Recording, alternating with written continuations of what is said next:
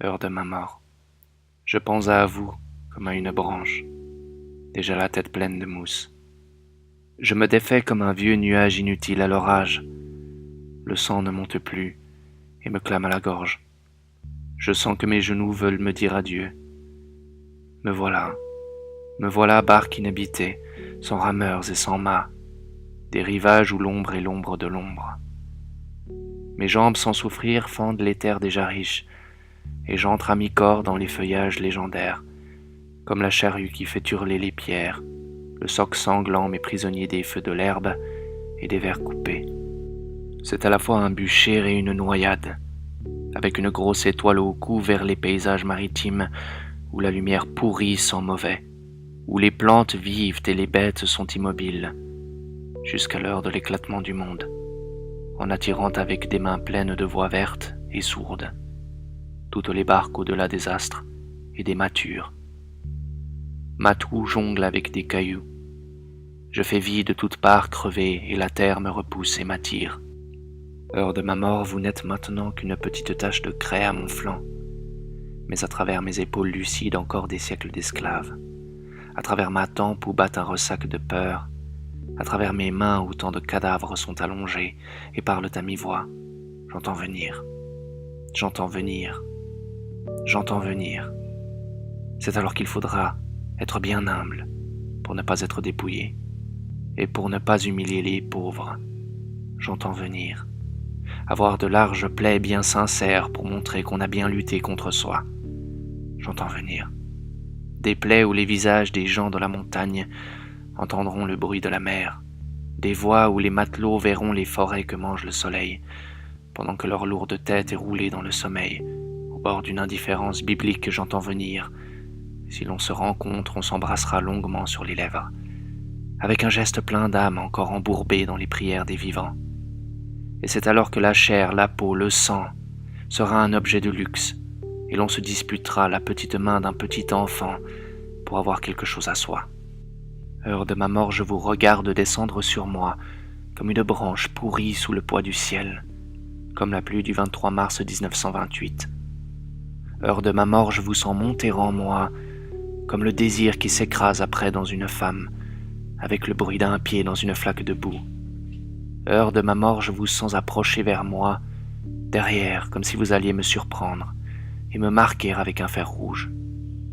Heure de ma mort, je vous entends venir de gauche par les routes du cœur, comme les blancs chevaux des saisons qui viennent du soleil et vont au soleil. Heure de ma mort, je vous vois piétiner à ma droite, avec les nuages qui tirent sur leurs chaînes aux bornes du jour. Heure de ma mort, déjà jusqu'à ce soir, je n'étais que vous.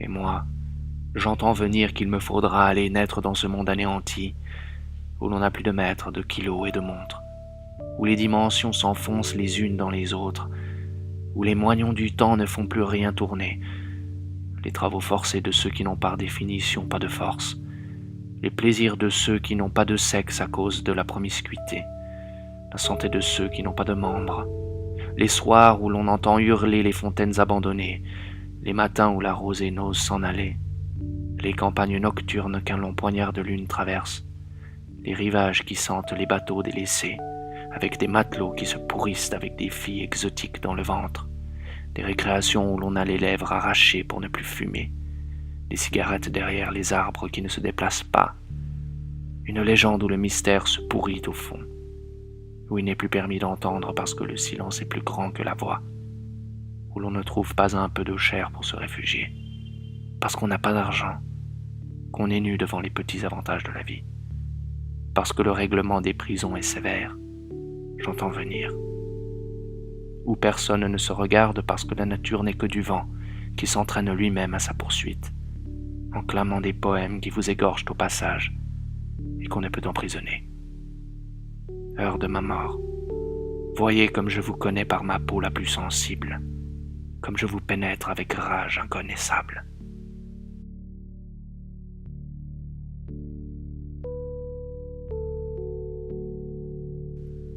Tu veux l'innocence, n'est-ce pas? Oui, l'innocence, la perfection, la paix, encore des mots, un modèle imaginaire dont tu ne guéris pas, Qui donc es-tu? Et qui suis-je pour vouloir l'innocence? Tout ce que nous pouvons faire, c'est nous pardonner les uns aux autres. Et cette perfection, comme elle est froide, comme elle est dure, elle n'a pas de visage humain. En attendant, tu te laisses mourir derrière un mur, comme un chien. C'est une façon de tricher comme une autre. On ne refuse pas l'incarnation, avec sa déchirure. Geste empoisonné, tout est souillé jusqu'à la racine, vitre, cristal de glace entre le monde et moi. Comme tu joues à nier la mort, je joue, pour l'amour de toi, à faire semblant d'aimer la vie. Je combats contre toi, parce que je t'aime. En vérité, c'est contre moi-même que je combats. Sais-tu ce que c'est que d'être toujours en retard d'un pas sur sa propre route, d'allumer sans le savoir une cigarette pour oublier le temps? Faux les nuages, fausses les prairies, j'en foutre, et ton lac et tes montagnes, cloaque, et ton soleil charognard et bouffeur de carcasses bienheureuses, comme il fait bon le remplacer, volé clos par une lampe dont l'aura blanche efface l'alternance de la nuit et du jour. Monde apaisé, bien à moi, supportable. Et toi qui t'acharnes comme un con, tu y viendras bien, tu le sais. Tu es à moitié pourri déjà. Ou alors, sauve-toi, lâche cette part de toi-même, enfonce-toi dans le mensonge et jusqu'au cou. Tu vivras encore quelques belles années, avec de beaux coïts, des cuites fracassantes et quelques soirs bien doucement mélancoliques au bord des eaux, puisque c'est là, paraît-il, qu'on rêve le mieux. Je ne te veux pas de mal, bien au contraire. Ta sottise m'attriste et m'attendrit. On ne lâche pas sans se trahir une part de soi-même. L'une aura ma peur, l'autre non. J'ai la même certitude que toi. Je ne nie pas l'évidence. Un soir, un matin, au cœur de la nuit peut-être, la gargouille élémentaire, mais ce coup de grand air, ce souffle, c'est toute une part de moi-même que j'arrache à la mort quotidiennement, à la vieille salope à mâchoire d'âne. De même que les signes tracés, main maladroite, mais tant pis, je n'ai pas la hantise de la postérité. Donne un sens à ce qui peut-être n'en a pas. Peut-être. Autrement dit, je vois poindre le grand alibi. Tu n'en conviendras pas, bien sûr. Tu n'aimes pas les églises. Mais comme tu n'es pas tout à fait bête, et même fort jésuite à tes heures, tu trouveras bien moyen de baptiser ta fuite d'un autre nom, plus moderne, sens du sacré par exemple, ce qui est fort bien porté en littérature. Agressif, mon double. Et quelle certitude tout à coup, la foi à l'envers. Comment veux-tu que je sache, encore que cela ne m'intéresse que médiocrement? Y a-t-il une auberge derrière cette montagne que je n'ai pas gravie? Peut-être que oui, peut-être non. Je n'y suis pas allé voir. D'ailleurs, la question n'est pas là. En effet, on aime la vie ou on ne l'aime pas. On l'aime. Même les suicidés l'ont aimé. Il a suffi d'un instant. On l'aime avec passion, animalement, sexuellement, charitablement. On l'offre. On marche à la mort, paradoxe, parce qu'on l'aime. Les lettres de fusillé ne sont pas un renoncement, mais encore un hymne à la vie. Écoute, pense à moi, mais ne reste pas seul, je t'en supplie. Il me sera plus facile de mourir. Oui, c'est vrai, ils aimaient la vie, mais pour l'aimer, malgré le tragique, il faut d'abord l'avoir serré entre ses bras. Dans l'enfance, parmi les hautes herbes ou sous les acacias, ces branches que tu mettais à tremper dans les seaux rouillés, vides, ces odeurs de pluie, corps de guitare, qui tournaient en valse sur l'asphalte d'une terrasse, cet adagio de Mozart que tu revis à 8 ans, sous d'énormes ombellifères, pour moi, refusé, interdit. C'est pourquoi j'aime la mort, les morts, leur haute sérénité, leur visage sans pli, plus aucune crispation, aucune meurtrissure, et si j'osais, je les embrasserais pour qu'ils me donnent un peu de leur sagesse et de leur paix. La mort n'est qu'une absence, avec les restes, hideux parfois, de son origine, éclaboussure, lanière, mais si bien arrangé tout ça, que l'on arrive à faire passer le vide après l'atroce pour une belle sérénité. Posé, beau masque, Pascal et Beethoven pour la postérité. Un simple relâchement des muscles, et cela tourne en apothéose. Si j'embrassais un cadavre, ce serait avec le désespoir d'Orphée penché sur Eurydice, avec l'absurde volonté de lui redonner un peu de son souffle et de son cœur. Des mots, encore des mots. Littérature, encore et toujours. Mais quand il s'agit de faire et non pas d'être, c'est une autre chanson. rochers au bord de la mer, Thébaïde au cœur des montagnes, l'ailleurs, à 16. Mais en même temps tout ce qu'il faut pour n'en pas trop souffrir, des femmes, du vin, de la musique.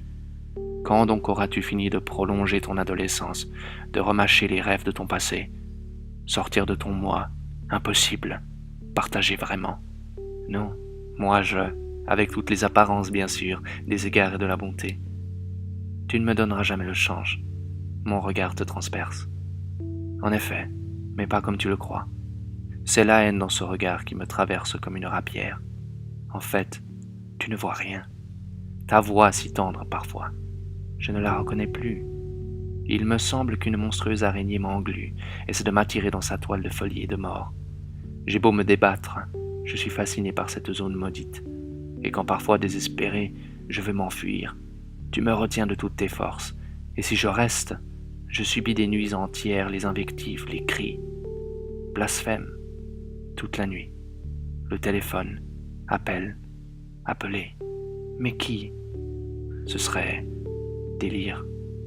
Arqué, hurlant, noué, saignant, griffant. Whisky. Si tu ne m'en cherches pas, il est minuit. Dans quelques secondes, tu ne me verras plus. Jamais plus. Chantage. Le cœur qui bat, crescendo, qui diminue, qui repart. Vision. Morte? Non. Le souffle quand même, comme un râle. La lampe, que tu bascules, s'éteint comme une étoile. Je la ranime, affaiblie déjà par l'aube, derrière les volets froides, couleur de lait, triste. D'ailleurs, il n'y aura pas d'aube. Jamais. Il y a des siècles que le soleil ne se lève plus, mais une nuée blanchâtre au plafond. Accalmie, défaite, hagard, après ce long combat inutile. Tu me donnes la main, tu ne sais plus. Que veux-tu encore de moi? Tu me juges, puis soudain tu ne me juges plus. Nous ne savons plus très bien quel ouragan nous a jetés l'un contre l'autre. La fatigue, la raison de tout. Brisé, les bras en croix. Encore cette main si douce tout à coup, la main d'autrefois. Donne-la-moi, elle a raison. Le reste n'est qu'une forêt de paroles où nous nous perdons, où sombrent peu à peu nos dernières forces, notre dernier amour. Assez, te dis-je, pas de repentir. Il n'y a pas de repentir, puisqu'il n'y a rien à pardonner. Ce mur, c'est tout. Je voudrais abattre ce mur.